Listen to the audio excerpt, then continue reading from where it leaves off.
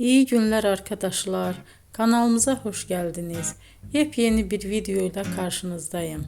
Elçin Sangu ve Barış Ardus'tan yepyeni karelerini sizler için düzenleyip video haline getirdim ve sizlere sunuyorum. Umarım beğenirsiniz.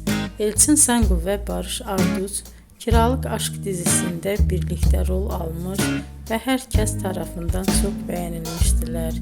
Biz de onların en güzel ve en özel karelerini sizler için hazırladık. Videoların devamını istiyorsanız kanalımıza abone olup sona kadar izlemeyi unutmayın. Hoşça kalın. Bizden bu kadar.